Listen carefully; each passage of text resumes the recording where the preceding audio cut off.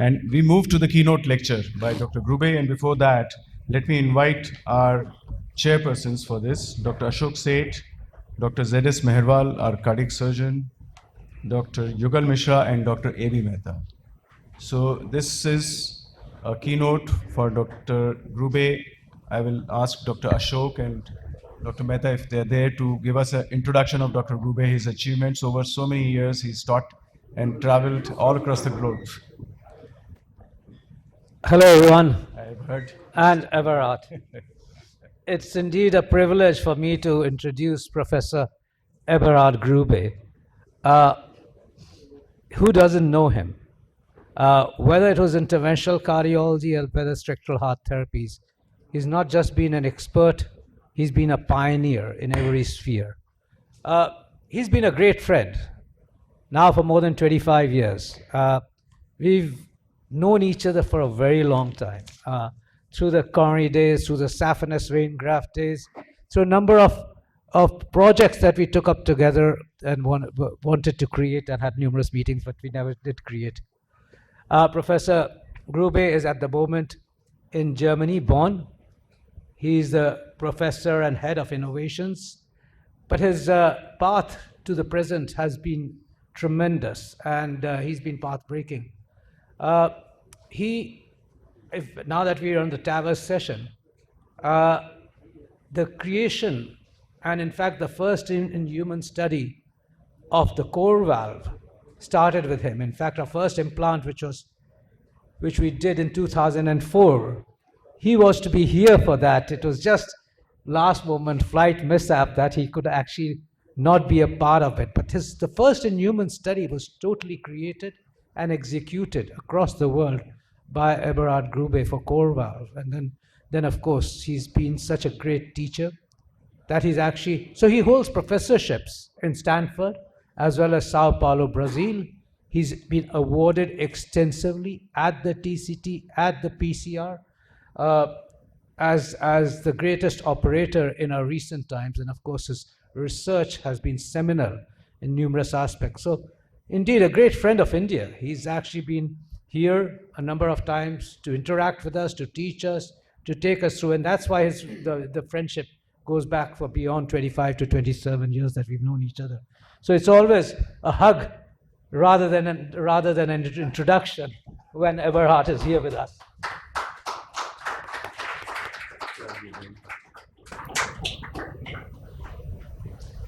Thank you very much, Ashok, and I'm really emotional being back in India after 3 painful years, both for India and for the rest of the world, in Germany.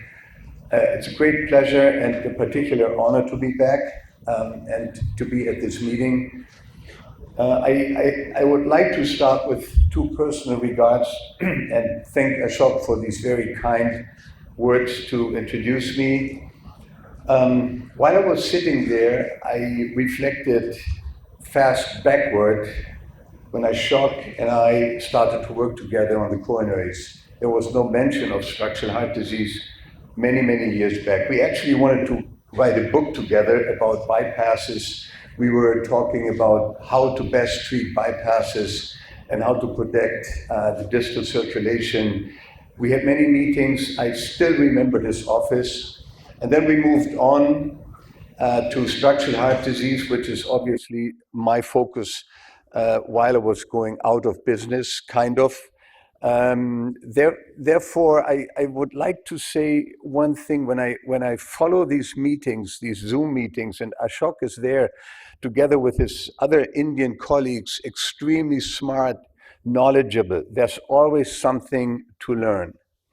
And in many, many ways, Ashok has surprised me because he's still, even though he's not at the beginning of his career, he's always adding some substantial value to meetings. And I have to say, I'm really grateful, Atul, that you invited me here and I was able to come this time. The last time in Hyderabad, I wasn't able to come because of stupid Germans who were on strike at the airports. But having said that, I had to change my talks a little bit because it's been a while that I was down in southern India, And I don't want to talk and show you basically the same slides, knowing that the data don't change that much in 4 weeks. So allow me to give some perspectives and some crystal ball. And there's one more thing that I would like to say. Family is the best we have.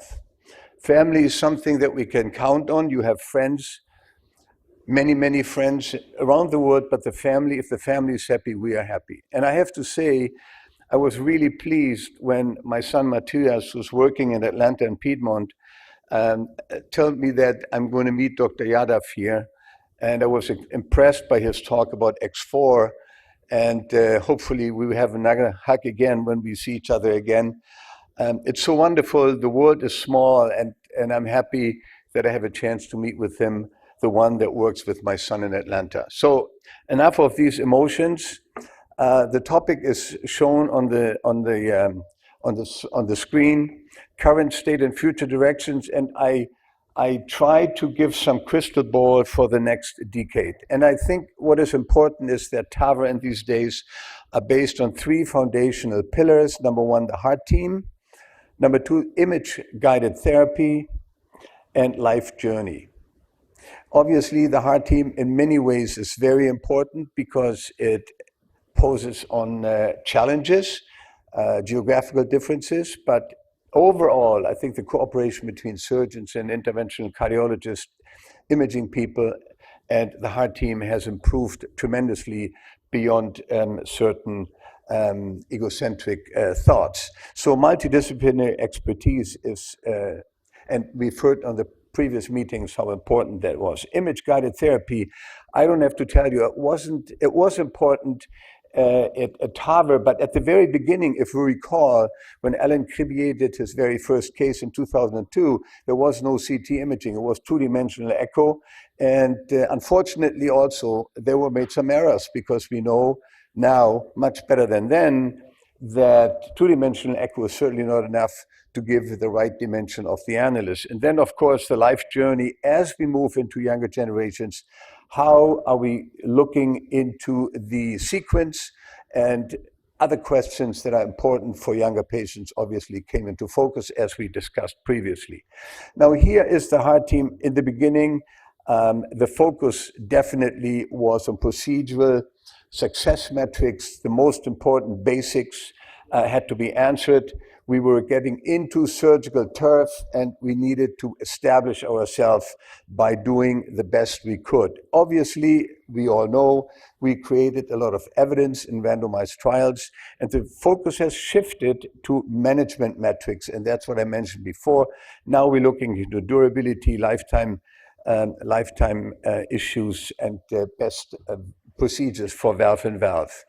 Now, this is an important slide because you will see it, and I owe this to our mentor Martin Leon, but he started the lifetime journey considerations, and we start with the index procedure, and I will talk about not everything, but highlighting expanding indications, the upstream considerations, preemptive aortic valve replacements, and then downstream considerations, coronary protection, the durability issues, and therapy sequencing. So let us start now with my crystal ball predictions of the next decade.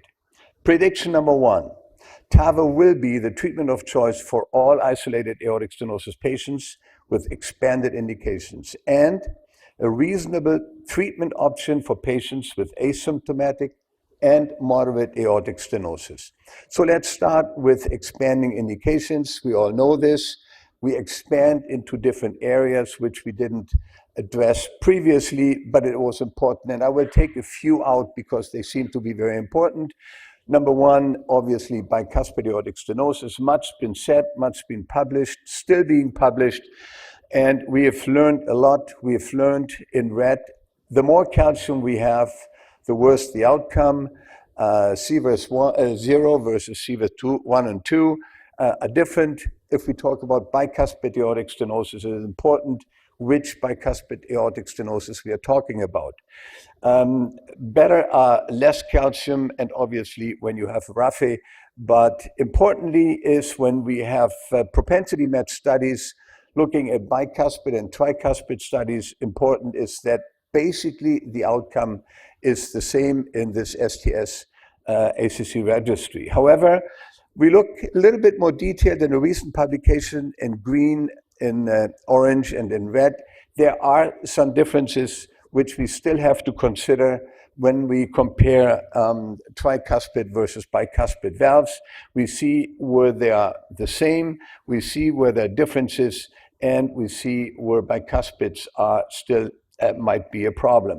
Also, bicuspid disease by itself is something that we have to not only look at, but also look at the surrounding structures, like obviously the aorta, and particularly important, the aorta, and we have to take that into consideration. The older the patient is, the more we are shifting to TAVR, and if we have a lower risk patient, then obviously the dimension of the ascending aorta comes into game. Additional considerations, degree of calcifications, then the location and the length of the raphe, very important, and the SOV, the width, as we all know, seem to play a very important role in success. Recently, also something that I would like to draw your attention to, particularly when we talk about bicuspid disease type 0. It looks like here in Paul Saraja's publication that the more asymmetric the valve is, the more halt we have. And as we all know, halt is still an open question whether or not halt contributes to valve durability or structural degeneration. So we have to try to do a symmetrical valve as much as you can. With bicuspid 0, it is a little bit of a problem. Open questions, which are the high-risk features of BAV that preclude TAVR. The need of randomized controlled trials, still an open question. Do we need one? Is it going to be funded? Which valve is optimal? And then, of course, sizing methodology. A fun part, actually, is aortic regurgitation now. It wasn't a fun part in the past because we never had a good valve. And I don't know, you remember this, Ashok? This was India, 2004, as Ashok said. And you can see here, even after today's standard, the result, thank God, was very good. A little deep, yes. First generation, as you can see on the left side, Jean-Claude and myself were here. And even after today's standard, I think the result was reasonable. And thank God that happened at that time, because if that hadn't happened, then who knows how TAVR, at least for coil valve, would have been proceeded. We know the challenges, we don't need to go into the details, but the good news now, at least in Europe, and hopefully soon in the United States, we can expand the indication of a TAVR valve, the Jenna valve and the J valve from China. But the Jenna valve in Europe is approved for aortic regurgitation and aortic stenosis. And this is a very important valve, as we all know, because it does have 3 U-shaped anchors that grasp the leaflets, and by design, it seals naturally, and it has alignment with the native coronaries by design. So here it's summarized on the left side. You can see this, the leaflets are being clipped in these little anchors. And then you have locators which seat in the sinuses, so there is a controlled depth. The valve cannot slip in if you place it correctly. And then it has an open cell for coronary access, and it is supraannular. So by design, this valve is very, very interesting in the future. Future will tell. It's being used now increasingly in Europe, and the study in the United States is moving forward. This is a case example that we did a few weeks ago, aortic regurgitation, as you can see here, eliminating with the implant of the valve. And this is an interesting case that was also recently published in the freestyle. You all know freestyle is a very, very difficult valve to do TAVR in because there's not much anchoring. And here you can see the locator spreading, and the valve, Jenna valve, has been placed successfully in this freestyle graft. The US and European study shows excellent result on the ALIGN trial. It is coming to an end. Only a few patients are left, and we will see whether the valves will be, the valve will have these great results both in device success, PVLs, and in mortality. So interesting for you also, the use of this particular valve in aortic stenosis. It's being said that the expanding forces are not enough for aortic stenosis. Well, this is something that we all see when something new comes up. We feel more familiar with a particular valve, the indications will expand. And since this valve is approved for aortic stenosis, it's being used in aortic stenosis. And look at the results of this valve. Granted, first 60 patients, now we have 120 with exactly the same results. Pacemaker rate very, very low, and great device success. And if we don't talk about extremely calcified aortic stenosis, it might be an interesting option for this particular disease.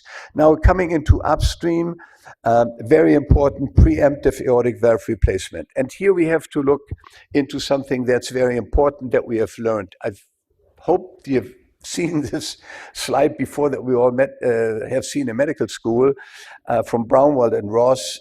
For years, if not centuries, we have followed the paradigm of aortic stenosis. But what's important is that as the patient gets symptomatic, outcome is declining, and this curve is going down deeply. And we know there are fundamental fallacies in this thinking, and we have to reconsider and rethink whether that's true. Well, actually, it is not true anymore. Number one, in the latent period, in the flat part of the curve, important changes already occurring in the myocardial structure, and we try to prevent that. That was unknown before because we thought at that time that with the decline of this curve, then it becomes bad. Well, it becomes bad even before that. And then also the point that you can clearly mark the point of decline by symptoms. That's also not true. So if we look at asymptomatic or moderate aortic stenosis, we have to intervene earlier before irreversible damage of the myocardium occurs. And we know the later the stages are, the higher the mortality, so it impacts mortality quite a bit, and we have to think about this.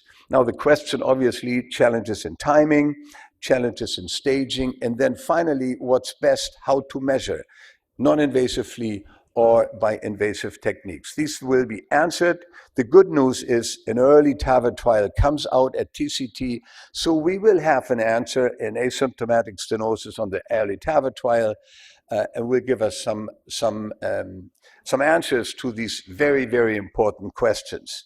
Prediction number 2, new technologies will make TAVR safer and easier. Well, as I said before, durability, lifetime sequencing, and embolic protection comes into the game. We can see different materials are being used and being manufactured and being tested in order to create a valve for one valve for life. We can see different important points come in when we get into younger patients. Important not only durability, but this patient has to return to normal life, and obviously lifetime management's become important. But there will be a controversy, and has been a controversy all along. Until there's long-term, that is to say more than 10 years, reliable clinical and echo data on normal risk patients treated with modern era transcatheter bioprosthetic valves, there will always be concerns regarding durability, obviously important. But let us remind it, THVs have collected more rigorous durability data than any surgical valve so far. Good news, shown here, 1.3% on SVD, structural valve deterioration, and 3.7% on balloon failure. This is the promise, the evolution of heart valves, one valve for life. We can see we started way back with mechanical valves and move up into newer valves. And Dr. Yadav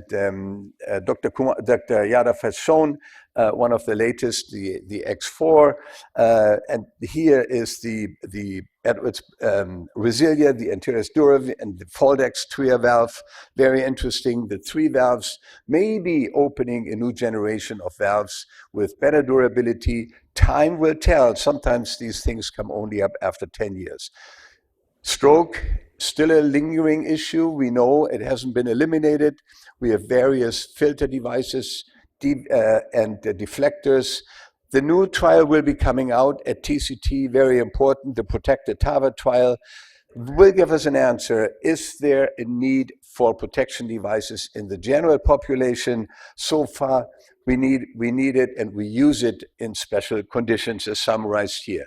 Something that I think has been mentioned before, interesting aortic valve remodeling therapies, the Leaflex scoring device, which kind of cracks the calcium and may be particularly important for emerging markets. Maybe you can avoid or even defer the TAVR implants in younger and older patient generations. Prediction 3, TAVR device performance will drive device selection, and strategies for lifetime management of TAVR and SAVR patients will be optimized. Coronary arteries, this is a slide from Sushil, approach to coronary heart disease in patients undergoing TAVR. What is the best strategy to move? And it obviously depends on the complexity of the coronary that you see after or during TAVR. Accessing coronaries, an issue that's being discussed this morning extensively. We have to pay attention when we get into younger patients. Important that we look at the device, at the implant depth, and at the sinus of Valsalva. Open cells are obviously very important. Commissure alignment, something that we focus on in implants. It is a must in these days for all valves. For balloon expandable, a little bit more complex and complicated. For self-expanding, for balloon expandable, probably less impacting. Procedural considerations, how do we start? Do we start with TAVR or do we start with surgery? Each procedure and each approach has its benefits and its risks. We have to evaluate those. Most importantly is, however, when we go into younger patients, the goal should always be, and that should be our main concern, to minimize open heart procedures and avoid performing them when the patient is older and at higher risk. Number 4, very short, pharmacology. We know many studies are underway, have been concluded, and we were waiting for the answer. For the time being, in the guidelines, less is more. Anticoagulation and single antiplatelet therapy is what we are doing today. Finally, prediction number 5, and the last one, a disease state continuum of care will emerge. In the next decade, TAVR will see an improvement in diagnostic capabilities and an enhanced ability to identify pre-existing conditions. This will allow for earlier diagnosis with a positive impact on prognosis. Post-acute innovations in monitoring and of arrhythmic disorders and heart failure will lead to faster diagnoses and better post-care management. And finally, longer-term management of TAVR patients will improve with the ability to monitor patients from home with minimal disruption of their daily lives. This technology, along with improved home care pathways, will allow a greater number of patients to discharge to home. With that, I would like to conclude. Very honored to be back again, and thank you for your attention. Thank you very much, Eberhard. And that was a true crystal ball, but for you, it's not crystal ball. Whatever you predict happens to come true. So really, that has been tremendous work that you've done, but this has been a great lecture for us to hear. They're not good, as this is a guest lecture, an honor lecture. There's not going to be any questions, but I certainly would love to have comments from my surgical colleagues, Dr. Jugal Mishra and Dr. Zedis Meherwal. Thank you, Professor Grube, for an excellent talk. And I should also thank Atul for organizing this annual meeting, which certainly is an excellent academic activity and an excellent platform to learn a lot of things. I think there is no doubt, Professor, that the transcatheter aortic valve technology certainly is not only expanding, but the results are improving even as when we talk today. And the indications are expanding, there is no doubt about it. And we do expect that this certainly will help more and more patients. A couple of comments.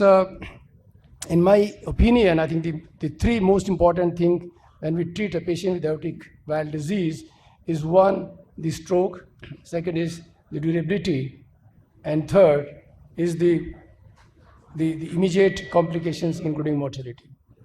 If you talk about the durability, the surgical valves, they has evolved over the last 40 years from first generation to second generation and now third generation, primarily focusing on the durability, because the risks of surgical AVR certainly is pretty low in majority of the patients, except when obviously there are reasons for the risk to be high.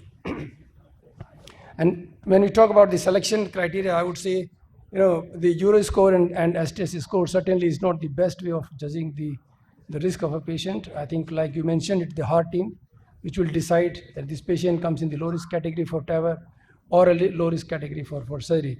Just interesting comments. We now are implanting a lot of the sutureless valves, and the common sutureless valve actually is Perceval.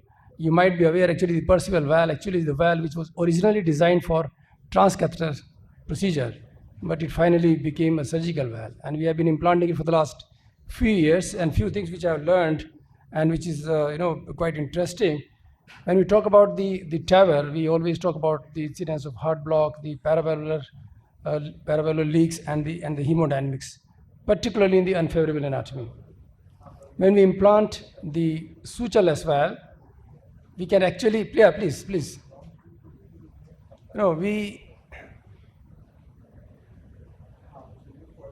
We can actually see the anatomy, and I can guess why the paravalvular leak or the heart blocks are higher in certain patients as compared to other patients, because we know the heart block occurs in the when we compress over the membranous septum, that there is AV node.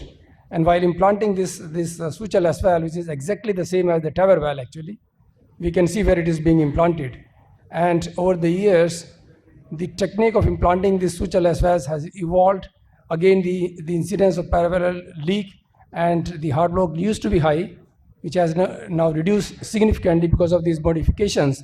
And we can see intraoperatively where exactly the valve should be implanted, which obviously has made the difference in the incidence of paravalvular leak and the heart block. And the same thing is for the bicuspid valve. The anatomy of the bicuspid valve is different from the tricuspid valve. And when we implant that valve, the sutureless valve, we can see as to where exactly it is being implanted and why the paravalvular leak may be a little higher in these patients.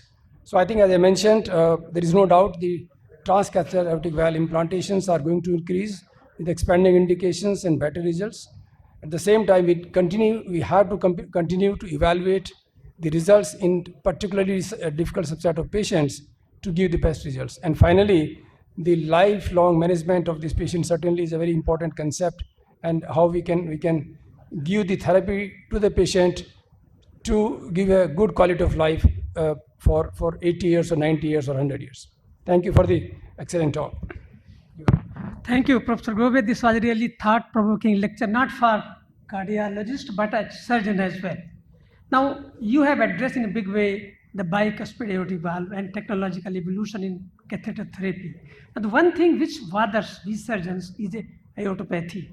There are no guidelines which guides, particularly how we deal with which is the patient who is going to have aortic dilatations. So if something is coming up in this area, I don't know. Maybe Jenna valve is the one which is structurally addressing the cusps, but aortopathy is still a problem. Second, you address about the duration of these TAVR valves. We cardiac surgeon has started a trial on polymer and synthetic valve in America and in India. We just started enrolling aortic position. We are also going to enroll very soon in mitral position, and we'll get somewhere how these valves are going to behave. Hopefully, there is something which is coming up, but great. We really thoroughly enjoyed your address. Thank you. Thanks, Atul and everybody. Thank you very much. And I think before we go to lunch, we must give a standing ovation to Professor Eberhard Grube for his contributions.